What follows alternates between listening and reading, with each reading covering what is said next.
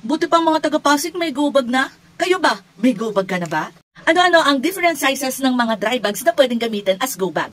Ang lahat ng yan, alamin natin. So, meron ako ditong 4 na different sizes ng ating mga dry bags. So, tara, i-share ko sa inyo kung ano ang different sizes at para meron din kayong reference. So, ganito po kalaki ang 5 liters na walang laman. Ganito naman din po kalaki ang 10 liters. So, kung i-compare natin ang 10 liters at 5 liters, pagdating po sa lapad, same lang ng lapad ang 5 liters at 10 liters. Ang pinagkaiba labang nila, mas mahaba po ang 10 liters. Ganito po ang kanilang itsura.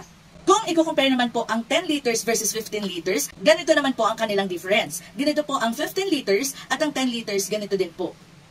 So kung nakikita nyo, mas malapad at mas mahaba ang 15 liters. Usually mga sa 2 to 3 inches po ang kanyang lapad. Usually nasa 2 to 3 inches po ang lapad ng 15 versus 10 at nasa 4 to 5 inches po ang difference naman ng haba ng 10 liters to 15 liters.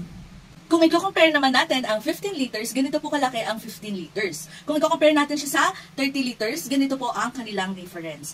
Pagdating sa lapad, same lang po ang 15 at 30 liters, pero kung nakikita nyo, mas mahaba po ang 30 liters. Kaya kung naku-curious kayo kung gaano kalaki ang mga dry bag, ito po ang inyong pwedeng gawing reference. Though kulang ako ng ibang mga sizes pang flex, hindi pa po kasi nadating ang ating mga in-order. So ito, pansamantala ang pwedeng yung pagbasihan ng mga sizes. So marami na pong mga na-sold out na mga shop na nagbebenta ng mga dry bag na tulad nito. So again, these are all waterproof. PVC material po siya, makapal at hindi agad basta-basta napupunit or nabubutas. So kung kayo ay naghahanap ng mga shop na available as of October 17, 2025, yung nandyan po sa ating yellow basket ang merong mga available pa na mga dry bag tulad nito. So check nyo na lang pong maigi ang mga reviews at kung ano yung sizes na gusto nyo. Kung hindi siya available sa isang shop, pwede nyo pong i-check yung iba pang shop na naandyan nakasama nung pinagtignan ninyo. So again, ito po ang ating dry bag. Pwede nyo siyang gawing go bag, lalo na kung ang inyong lugar ay bahain or gusto nyo na magkaroon lang ng go bag na waterproof. So ito po yun. Again, thank you so much and i-check out nyo na habang mura pa dahil patagal ng patagal, pataas po ng pataas ang presyo ng mga seller, hindi lang sa dry bag kundi sa iba pang mga items, lalo na sa mga items na ginagawa or nilalagay natin sa ating mga go bags.